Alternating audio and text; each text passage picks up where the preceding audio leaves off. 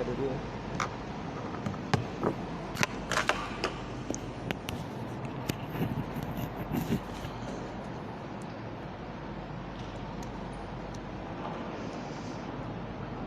Assalamualaikum warahmatullahi wabarakatuh. Alhamdulillahi rabbil alamin. Rafu nabiyyin taqarraba ilayhi wa 'abadah. Salawatullahi wa salamuhu alayhi wa ala alihi wa ashabihi wa man tabi'ahu wa nasarahu wa walah. Thumma amma ba'd. Tentunya segala puji bagi Allah Subhanahu wa taala. Pada malam ini saya diberi kesempatan untuk menggantikan slot Al-Fadhil Ustaz Naski yang kalau mengikut jadual ni bukan ini Ustaz Zulkhairi. Allahumma salli ala Muhammad. Kali ikutnya hari Isnin adalah hari tak Zulkhairi, tapi hari ini minggu kelima. Kira hari ini ruang yang diberi untuk saya pada malam ini untuk kita berkongsi apa yang boleh kita kongsikan pada malam ini. Muslimin dan muslimat yang dirahmati oleh Allah Ta'ala sekalian, waktu yang singkat antara maghrib dan isya ini, maka saya mengambil ruang sekadar untuk berkongsi mengulangi tazkirah dan peringatan-peringatan yang biasa diberi pesan oleh para asatizah dan para ulama serta tuan guru kita. Muslimin dan muslimat yang dirahmati oleh Allah Ta'ala, kita Allah Ta'ala memberi ruang dan peluang untuk bernafas di atas muka bumi Allah Subhanahu wa taala ini. Kita perlu menyadari tanggungjawab kita sebagai hamba Allah Subhanahu wa taala. Sebagaimana firman Allah Ta'ala yang masyhur, wa ma khalaqtul jinna wal insa illa liya'budun. Tidak, kata Allah, aku jadikan jin dan manusia ini melainkan semata-mata untuk mengabdikan diri kepadaku. Dengan maksud kita di alam ini hanyalah semata-mata sebagai hamba Allah, yang kita terpaksa melalui beberapa peringkat sebelum kita bertemu Allah pada hari kiamat. Maka alam yang kita berada di atas dunia ini merupakan alam untuk kita memperbanyakkan amal ketaatan kepada Allah Subhanahu wa taala dan meninggalkan segala larangan dan segala bentuk maksiat kepada. Maka menjadi kewajipan kepada kita untuk berusaha melaksanakan ketaatan sebagaimana yang diinginkan oleh Allah Subhanahu wa taala. Dan begitulah wajib bagi kita untuk berusaha menjauhkan diri daripada segala maksiat yang dimurkai serta dilarang oleh Allah Subhanahu wa taala. Ketika mana Allah Ta'ala menjadikan kita manusia, maka Allah Ta'ala menjadikan kita dengan ciptaan yang berbeza dengan beberapa makhluk yang lain. Adapun Allah Ta'ala menjadikan bagi malaikat itu akal, tidak ada baginya syahwat. Sebagaimana Allah Ta'ala menciptakan bagi hayawan itu, bagi mereka syahwat tidak ada akal. Tetapi Allah Ta'ala menjadikan kita manusia ini dengan akal dan dengan syahwat. Sekiranya syahwat kita tunduk kepada akal dengan panduan iman kepada Allah Subhanahu wa taala, maka kita mengatasi para malaikat. Sekiranya akal kita tunduk kepada syahwat, maka kita lebih teruk daripada binatang. Maka kita, yang pertama, Allah Ta'ala jadikan pada diri kita ini syahwat, sebagaimana Allah Ta'ala menjadikan kepada kita akal untuk berfikir. Dalam waktu yang sama ketika mana Allah Ta'ala mencipta kita ini di atas dunia dengan hikmah yang dikehendaki oleh Allah Subhanahu wa Ta'ala, apabila kita dihidupkan oleh Allah dan dijadikan kita berada di atas muka bumi Allah Ta'ala ini, telah ada musuh yang sedia menunggu kita. Kita kena taat pada Allah dan kita kena tinggal maksiat kepada Allah. Tetapi untuk melaksanakan taat dan meninggalkan maksiat ini, kita ada syabaran. Syabaran kita ialah syaitan yang telah berjanji kepada Allah Subhanahu wa Ta'ala. Qala rabbi anzirni ila yaumi yub'atsun. Permintaan daripada iblis kepada Allah Ta'ala, wahai Tuhan, maka berikan penangguhan kepadaku sehingga hari kebangkitan. Lalu Allah Ta'ala berfirman, innaka minal munzarin, maka kamu termasuk daripada golongan yang diberi tangguh. Apa janji iblis kepada Allah Subhanahu wa Ta'ala sebagaimana terakam dalam Al-Quranul Karim? La'atiyannahu min bayni aydihim wa min khalfihim wa an aymanihim wa an syama'ilihim wa la tajidu aktsarahum syakirin. Kata iblis, sungguh aku benar-benar akan mendatangi mereka. Ini janji iblis. Sungguh dia akan buat betul-betul, akan hasut kita, akan perdaya kita, akan menipu kita, akan memerangkak kita, akan diganggu daripada hadapan dan daripada belakang, daripada kiri dan daripada kanan. Ini janji iblis. Dengan makna kita dibangkitkan di atas dunia ini, kita kena sedar bahawa kita ada musuh yang menunggu. Bukan bermakna bila kita sudah mengetahui banyak perkara, maka jalan kita ini mudah untuk sampai pada Allah. Maka kita ada syabaran. Antara syabarannya ialah kita ada musuh yang menunggu kita. Dengan hikmah Allah Ta'ala, dengan sebab iblis laknatullah ini, maka terkeluar Nabi Adam dan Sayyidatuna Hawa daripada syurga. Dengan hikmah yang dikehendaki oleh Allah Subhanahu wa Ta'ala, tidak cukup apa yang dibuat kepada Nabi Adam AS, maka diperangkap anak Nabi Adam AS, sehingga terakam dalam Al-Quranul Karim berlaku dengki dan berlaku pembunuhan antara anak Adam. Kemudian berterusan gangguan daripada iblis ini sehingga hari kiamat. Bermaksud kita sendiri menghadapi syabaran ini. Kana la'atiyannahum min baini aydihim wa min khalfihim wa an aymanihim wa an syama'ilihim wa la tajidu aktsarahum syakirin. Ini satu semangat, satu azam, satu kesungguhan yang ditunjukkan oleh iblis. Kalau tidak mampu untuk merosakkan kita daripada hadapan, maka daripada belakang. Tidak mampu daripada belakang, daripada kanan. Tidak mampu daripada tangan, daripada kiri. Kata para ulama, iblis akan mengganggu kita daripada terus melangkah ke hadapan menuju syurga Allah Subhanahu wa Ta'ala. Kita sekiranya kita ada azam, kita ada kefahaman, maka kita akan berusaha melangkah tu menuju Allah Subhanahu wa Ta'ala. Bukan semua orang ada matlamat hidupnya ialah untuk menuju mencari redha Allah. Tapi ada dalam kalangan kita ini Allah Ta'ala beri kesedaran. Mari rasa sedar untuk cari redha Allah. Saya suka dengan apa yang diulah oleh Syekh Mitwali Sya'rawi, seorang ulama terkenal di Al-Azharul Syarif.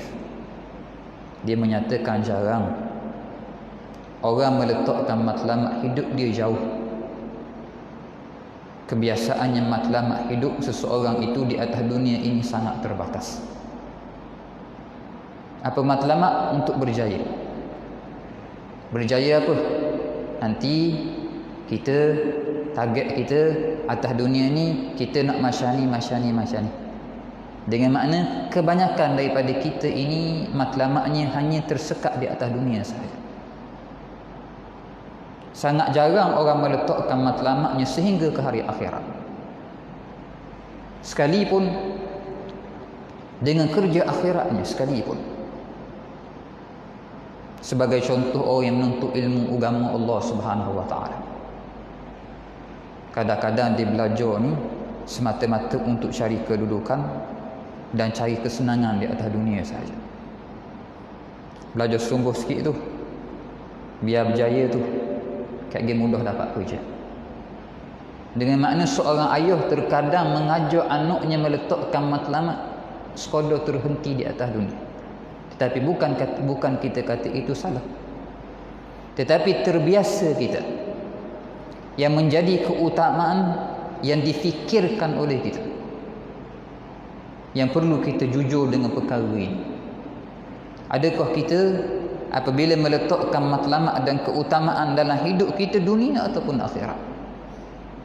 Yani adakah kita sanggup untuk menjadikan dunia ini sebagai jambatan hari akhirat? Adakah sanggup untuk kita korbankan dunia untuk mendapatkan hari akhirat? Sanggup ataupun tidak sanggup? Kata Syekh Mutawali, kebanyakan daripada kita bila meletakkan suatu target matlamat hala tuju, kebiasaannya walaupun jauhnya sekadar tersekat di atas dunia saja. Jarang difikir tentang hari akhirat. Jarang sekali. Sebab tu kadang-kadang kita jadikan akhirat ni benda sampingan saja. Tidak suatu keutamaan.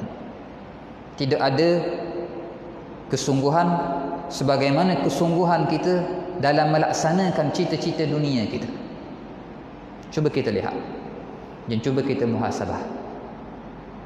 Siapa bila dikejar matlamat dunia dia buat sungguh-sungguh, dan dia lebih bersungguh-sungguh bila dikejar matlamat akhirat. Siapa yang mampu? Dan siapa yang begitu keadaan? Kita kadang-kadang mari dengar maghrib ni jadi benda sampingan saja. Kadang-kadang menuntut ilmu bagi kita ni sampingan saja, bukan keutamaan. Habis kerja dunia, sampingan kita menuntut ilmu Allah. Berbeza mereka yang hadir dalam kuliah maghrib ini suatu keutamaan. Memang dia hadir dalam kuliah maghrib dengan tujuan untuk mengutik mutiara untuk dia beramal mencari redha Allah. Sepatutnya kita begitu. Sehingga kan kerja bentuk akhirat kita terhenti di atas dunia, hanya dijadikan bahan sampingan. Kalaulah benar menuntut ilmu kita ini kerana Allah, maka kita akan usaha jadikan ia sebagai suatu keutamaan yang kita akan usaha sungguh-sungguh cari ilmu untuk cari redha Allah. Oleh sebab tu banyak kali kita sebut dalam pengajian kita bahawa sekiranya kita ini menuntut ilmu cari redha Allah, maka utamakan yang fardu ain sebelum fardu kifayah.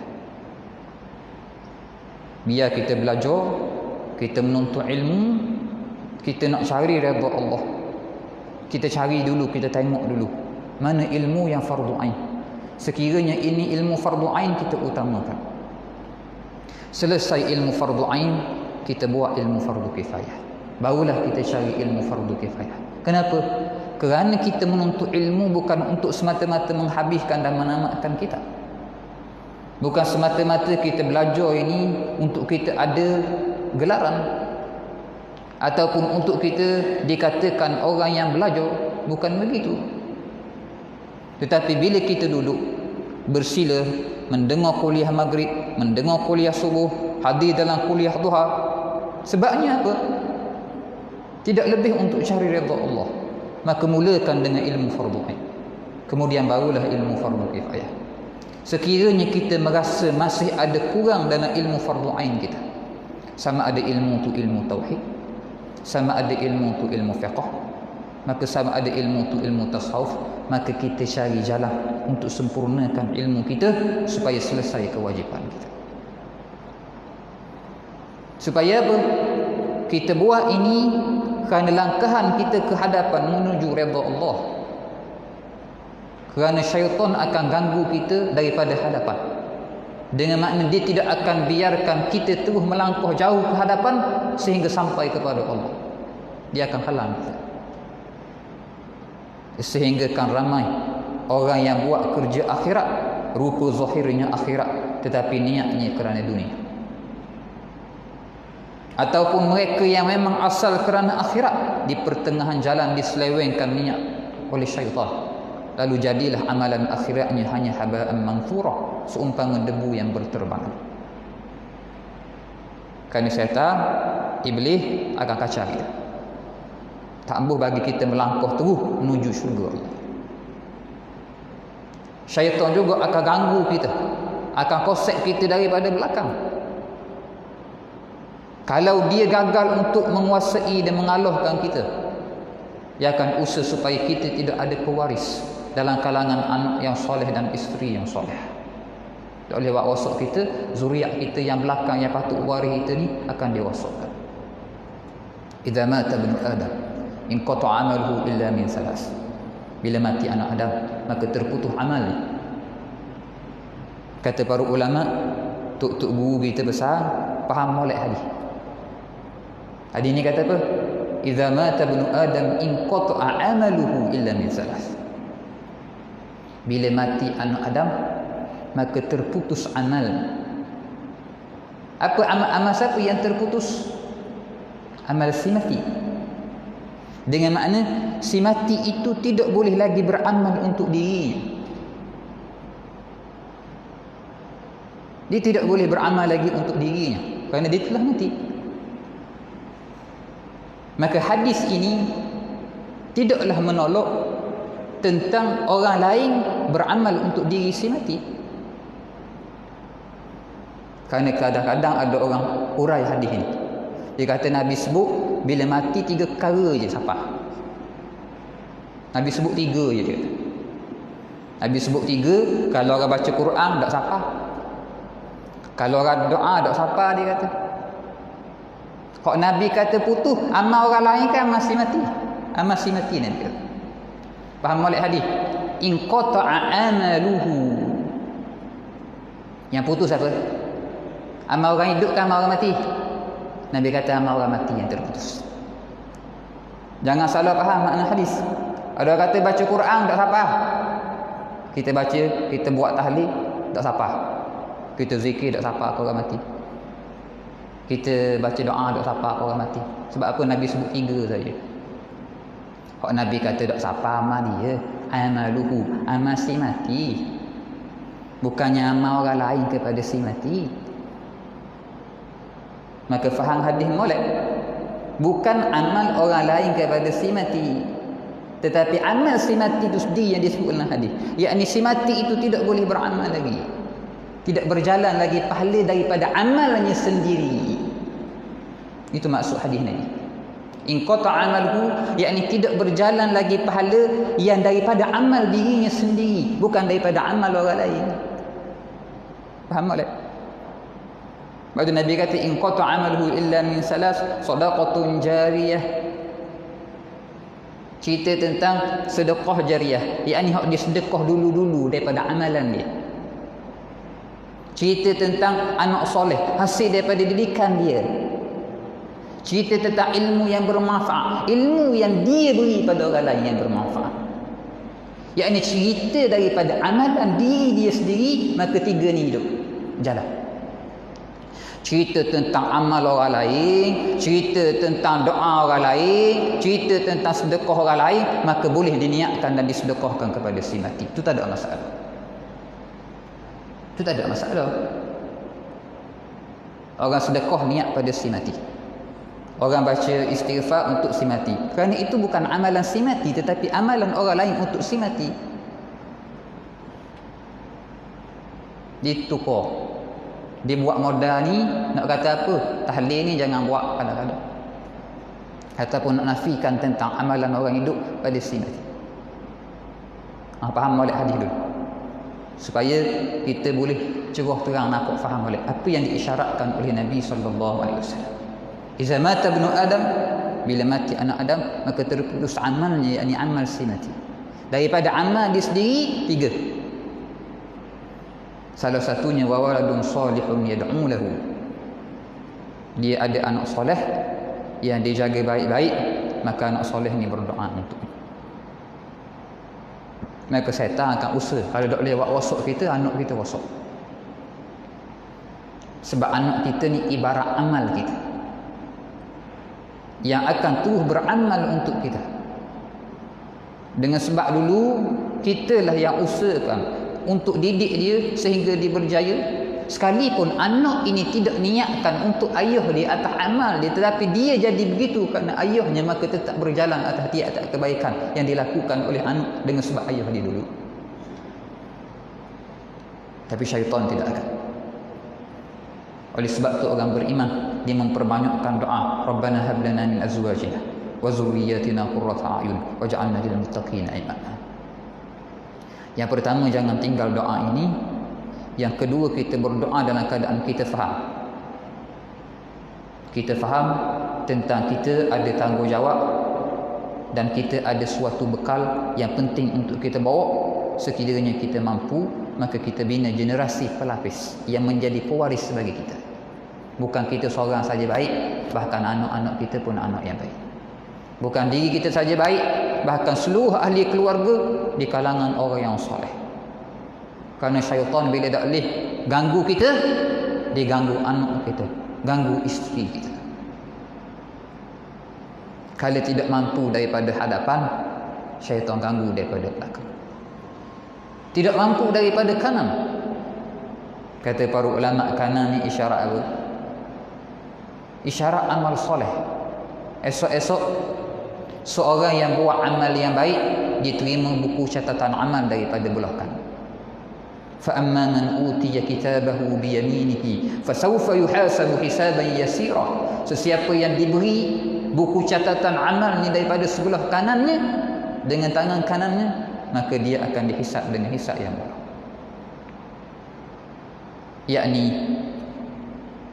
syaitan, iblis akan usaha biar kita tidak boleh terima buku catatan amal daripada kanan kita. Akan usahakan sehingga amal baik kita pandang remeh. Bila amal ketaatan kita tidak suka, tidak gemar. Tapi kalau amal dunia kita suka, kita tidak ada rasa untuk memperbanyakkan amal ketaatan kita kepada Allah. Nabi kata la tahqiranna bil ma'ruf. Jangan kita pandang lekeh benda-benda kecil daripada kebaikan. Walau antalqa akhaka biwajhin taliq, sekalipun dengan kamu jumpa saing kamu senyum, walaupun benda itu kecil tapi hakikatnya itu kebaikan yang tidak boleh diperlekehkan.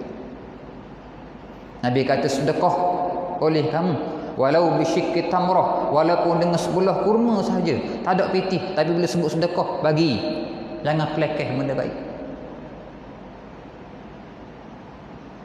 Apatah lagi benda yang asalnya besar tapi kita pandang dia kecil, maka lagi teruk.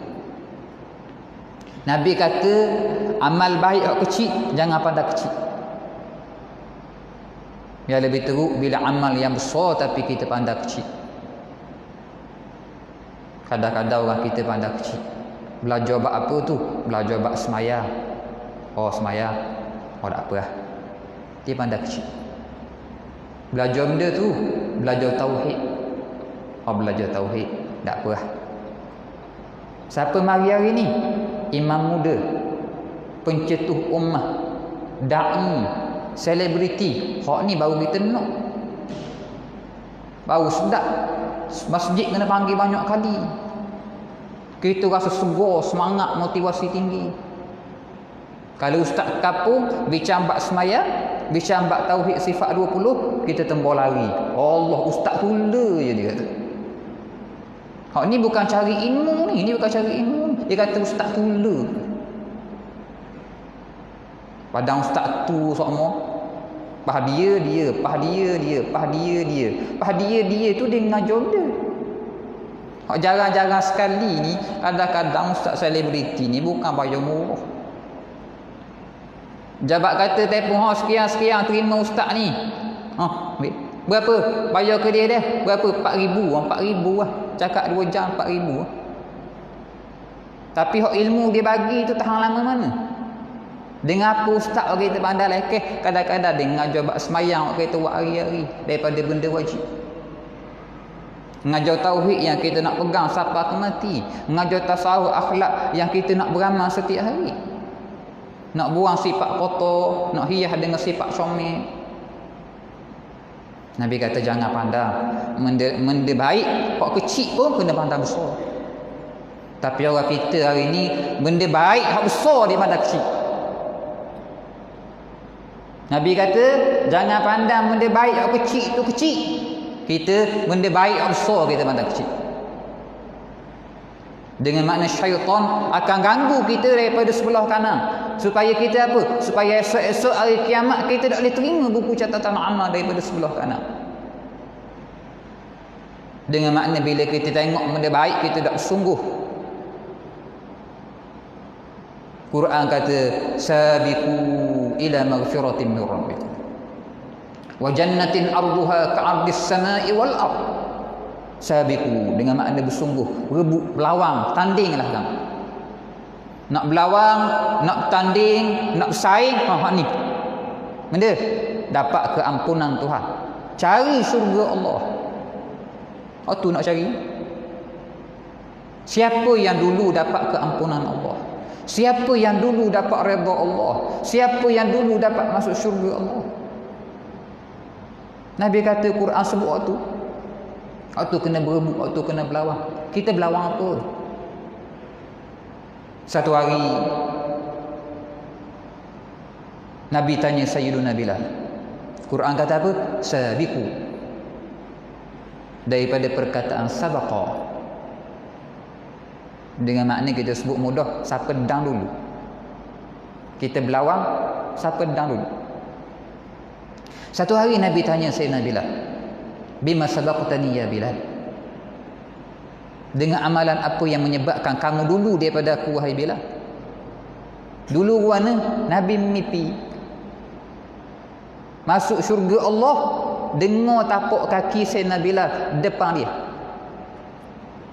Dengan beberapa ulasan ulama, seolah-olah Sayyidina Bilal ni orang dimuliakan untuk berkhidmat dengan Nabi dalam syurga Allah.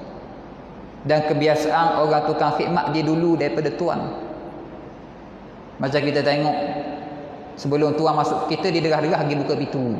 Dia dulu pada tuan. Bukan makna dia mulia daripada tuan dah. Bukan kata bila dengar tapak kaki Sayyidina Bilal depan Nabi, bukan makna Sayyidina Bilal lebih pada Nabi. Bukan maksud itu. Ibarat kita kok, kalau tuan pergi buka, kalau pekerja pergi buka kereta tuan dia, bukan makna maksud dia mulia dah, kerana dia khidmat. Tapi Nabi tanya, bima sabaqtani ya Bilal? Dengan amalan apa kamu mendahului aku wahai Bilal? Mau amal dia. Yang mu dulu aku dengar tapak kaki kamu dalam syurga Allah. Dengan amalan apa? Apa jawab Sayyidina Bilal? Tidak ada melainkan amalan Sayyidina Bilal, dia merasakan dia ada hak dengan Allah. Tiap-tiap kali dia berhadas, maka dia mengambil wudu. Selesai mengambil wudu, dia sembahyang sunat 2 rakaat. Sayyidina Bilal ini orang yang terdidik di bawah madrasah Nabi sallallahu alaihi wasallam. Yakni seolah-olah secara tersirat Nabi mengajar Sayyidina Bilal, mengajar para sahabat, bahkan mengajar kita semua untuk merasa cemburu apabila melihat ada orang lain lebih baik daripada kita. Rasa nak jadi baik juga. Sebab apa? Sebab nak cari redha Allah. Satu hari dia cerita tak, ada perlawanan lumba kuda. Orang berlawan lumba kuda. Macam ibarat kita lok bola, Terengganu lawan JDT. 4-1. Tak apa lah 4-1 pun. Tapi kita ni minat bola jangan. Tak, minat sungguh. Kita pun ustaz pun tengok pakai live juga ikut kadang makan. Nak suka juga. Nak tahu berapa kosong ni? Buka-buka 40. Allah 40 tu. Yakni usaha untuk cari tengok nak tahu keputusan. Begitulah apa yang berlaku satu hari, berlaku perlawanan lumba kuda. Ada seorang lelaki-lelaki ni dia dok dang dia tengok. Bila dok dang dia tengok, dia ni daripada tempat dia jalan derah-derah. Nak cari orang. Siapa boleh royak berapa tadi? Siapa menang lumba kuda tadi? Dulu tak ada live dulu, tak ada. Bila ni ada live. Dulu kena cari orang siapa tengok. Dia jalan laju, nampak Sayyidina Bilal dulu. Bila nampak Sayyidina Bilal, tu tanya Sayyidina Bilal, "Ya Bilal, man sabaq?" Maksudnya wahai Bilal, siapa dulu, siapa menang maksudnya? Siapa yang dahulu? Yakni kuda mana dulu yang menangi pertandingan? Man sabaq? Siapa yang menang? Siapa yang dahulu? Sayyidina Bilal ni nampak dia sungguh berdoa. Sungguh benda nak tahunya berapa lawan lumba kuda. Sayyidina Bilal tahu. Dia tanya dia, nak tanya bab lawan lumba kuda, Sayyidina Bilal tahu. Tapi nampak sungguh berdoa. Sungguh tu bab dunia. Tak. Bab dunia. Saya pun buat juga status Facebook, saya tulis juga. Lawan malam tadi friendly je, lawan JDT lawan tu bukan lawan sungguh-sungguh. Dia ada lawan semula, jangan bimbang kata. Jangan sungguh sangat. Begitulah dulu. Sayyidina Bilal nampak sungguh di lambat dunia ni, sungguh dah. Bila sungguh sangat, bila dia tanya man sabaq, wahai Bilal siapa dulu? Kata Sayyidina Bilal, sabaqal muqarrabun. Orang dulu ialah orang berusaha mendekatkan diri pada Allah. Hak menang, hak dulu. Siapa dekat pada Allah dia menang dia dulu. Bila Sayyidina Bilal jawab gitu, kita sebut merah muka lah. Orang tanya lawan kuda, dia bak ibadat pula. Sudah Tok Guru ni jawab ke sini. Siapa qal muqarrabu? Yang dulu, orang yang dekat dia pada Allah dia dulu. Orang yang dekat dia pada Allah dia kediam. Dia malu. Dalam keadaan malu dia jawab pada Sayyidina Bilal. Wahai Bilal, as'aluka 'anil khayl. Aku tanyamu tentang perlawanan lumba kuda. Sayyidina Bilal tahu. Sayyidina Bilal kata, adulluka 'alal khayl. Tetapi aku nampakmu sungguh, maka aku tunjukkan kamu tentang amal kebaikan. Sebagaimana sungguh kamu nak tahu tentang hak dunia ni, kena sungguh begitu juga lambat taat. Dalam bab nak tahu taat untuk dekatkan diri pada Allah, kena sungguh begini ya. Lagi segini ya. Adulluka 'alal khair. Aku tunjukkan kepada kamu jalan kebaikan. Terdidik sahabat begitu. Dalam hadis Nabi kata man khafa adlaj wa man adlaja balaghal manzil ala inna sil'atallahi ghaliyah ala inna sil'atallahi hiyal jannah. Siapa yang takut dia jalan malam hari laju-laju. Takut jalan malam hari laju-laju. Siapa yang jalan laju-laju degah sampai rumah. Kita kalau takut syurga Allah, takut neraka Allah, degah-degah lari daripada maksiat, cari taat pada Allah biar kita sampai pada Allah. Nabi kata ala inna sil'atallahi ghaliyah. Mu kena tahu bahawa barang dagangan Allah ti barang mahal. Ala inna sil'atallahi hiyal jannah. Barang dagangan Allah Taala itu syurga. Nak dapat syurga ni bukan barang murah, kena bersungguh. Dia bukan barang murah. Syaitan akan rosokkan kita dengan kita tengok benda baik ini benda murah, tak ada harga. Supaya esok-esok kita tak dapat untuk ambil buku catatan amal dengan sebelah tangan. Tapi Allah Taala kata wa amma man utiya kitabahu wara'a dhahri fasawfa yad'u subura wa yasla sa'id. Ada satu golongan yang sengsara esok-esok hari kiamat, setengah kata ayat ambil dengan tangan kiri. Ambil dengan tangan kiri pula macam mana? Ikut belakang. Ikut belakang ni. Masuk dalam perut. Tembuh kot semua. Untuk terima buku catatan. Orang inilah yang esok-esok dibakar dalam api neraka Allah. Syaitan akan rosokkan kita supaya kita rasa sedap bila buat maksiat pada Allah. Buat dosa, buat maksiat pada Allah, waktu rasa sedap aja. Benda hak syahwat suka, sekalipun Allah larang, tu rasa nak. Dengan makna syaitan akan merosakkan kita daripada sebelah kiri dengan meletakkan kesukaan hati kita pada benda maksiat dan benda yang Allah Ta'ala larang. Sampai kita berakhir suka tengok benda-benda lawa, benda sia-sia. Memang kita begitu hari ni, hakikatnya begitu. Hak kita banyak luang masa ialah kita tengok benda yang sia-sia. Dia tak ada apa-apa, tetapi itu yang menjadi kesukaan hati kita. Mudah-mudahan dia tidak berterusan. Takut-takut esok-esok terima buku amal daripada sebelah kiri. Kenapa?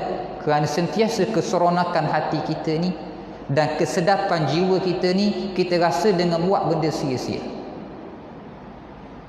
Padahal sepatutnya ketaatan itu pada ketaatan pada Allah, ketenangan itu pada ketaatan pada Allah.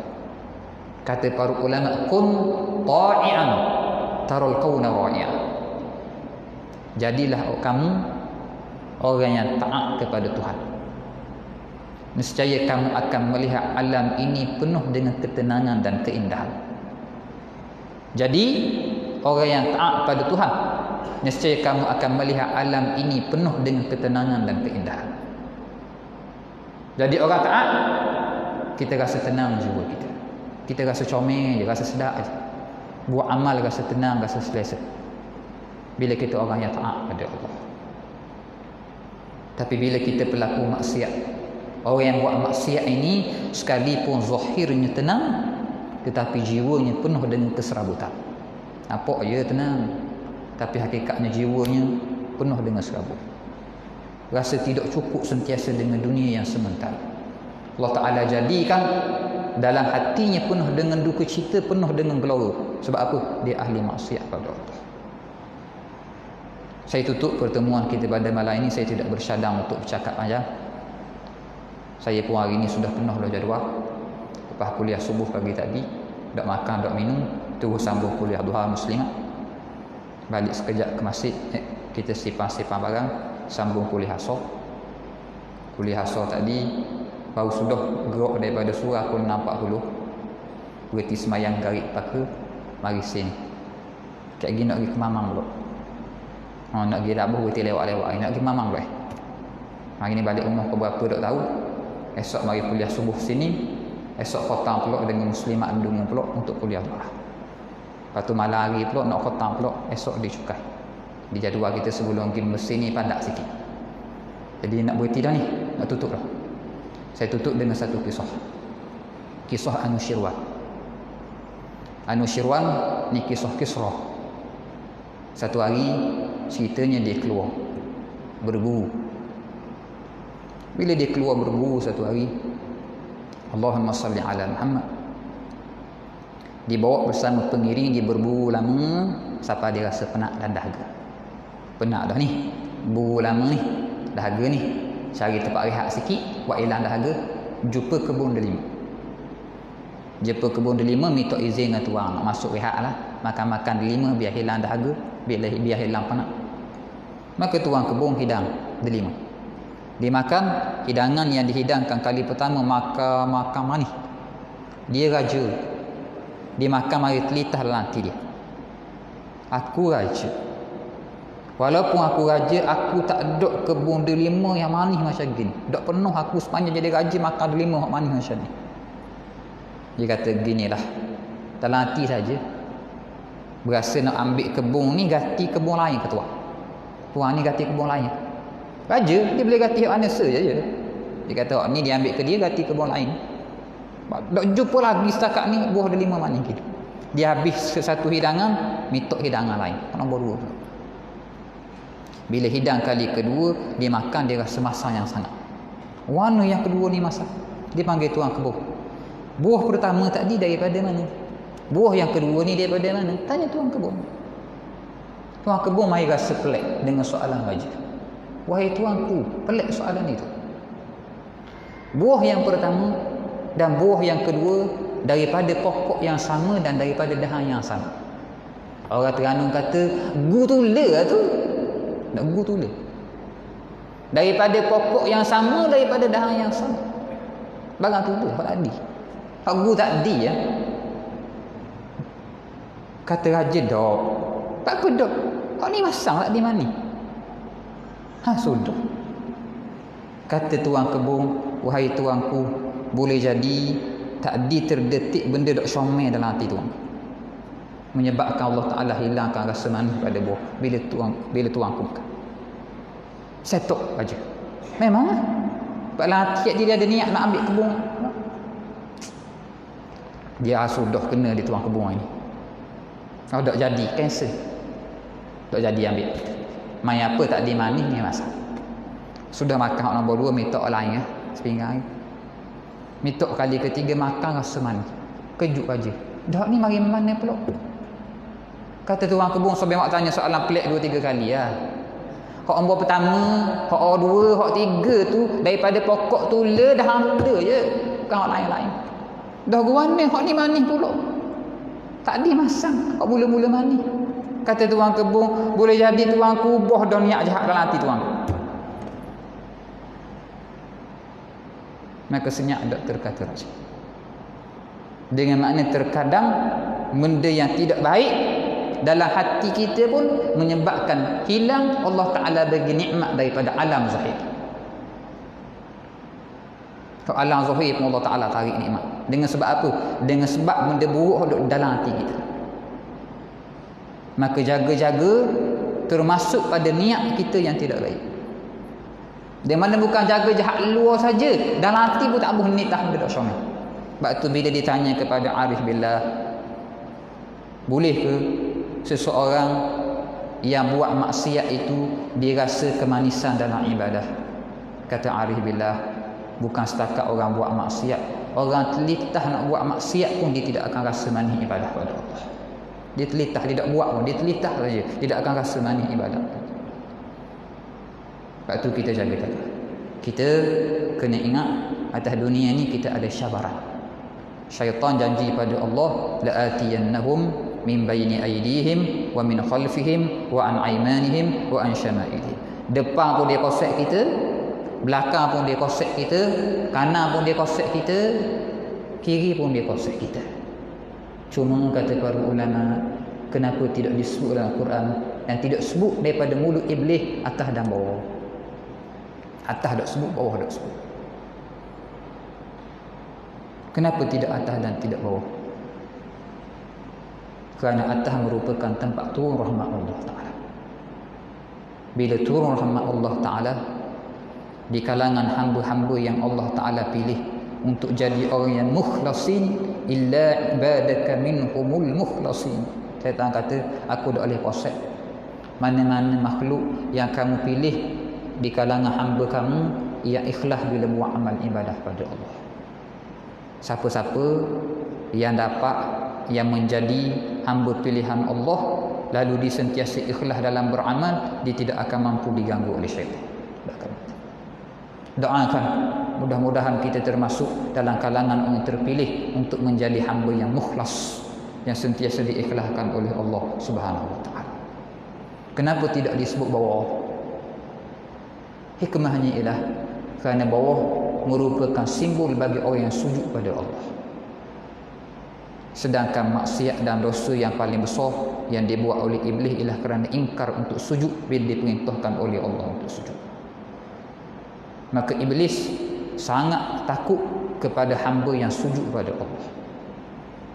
Bila seorang hamba itu sujud pada Allah dengan zahirnya dan dengan hatinya, maka dia akan terselamat daripada gangguan iblis. Simahum fi wujuhihim min athari sujud. Maka tanda mereka terpancar pada muka mereka daripada kesan sujud. Sujud apa itu? Sujud anggota zahir dan sujud hati pada Allah Subhanahu wa taala. Mudah-mudahan Allah Taala menjaga kita semua menjadi dalam kalangan hamba-hamba yang dipilih untuk diberi taufik daripadanya, supaya kita termasuk dalam orang yang diberi kekuatan untuk melakukan ketaatan dan meninggalkan kemaksiatan yang dimurkai oleh Allah Subhanahu wa taala. Saya rasa berakhir untuk tazkirah saya pada malam ini sebagai tazkirah wida selamat tinggal sebelum saya terbang hari Khamis ini, insya-Allah. Doakan perjalanan saya ke Mesir hari Khamis 3 Oktober ini dipimpin oleh Allah Subhanahu wa taala, diberi kemudahan, dan mudah-mudahan doakan saya ikhlas dalam menuntut ilmu Allah Subhanahu wa taala. Sekiranya ada rezeki balik nanti, insya-Allah kita kongsikan lagi apa-apa yang kita boleh kongsikan, dan mudah-mudahan kita semua ini termasuk dalam kalangan orang yang cinta kepada ilmu, kemudian sentiasa berusaha untuk beramal dengan ilmu, kemudian mudah-mudahan kita diberi keikhlasan apabila kita beramal kepada Allah Subhanahu wa taala, sehingga kita bertemu Allah dalam keadaan kita memperoleh ridha-Nya. Amin. Wa sallallahu wasallam wa baraka ala sayyidina Muhammad wa ala alihi wa ashabihi ajma'in. Walhamdulillahi rabbil alamin.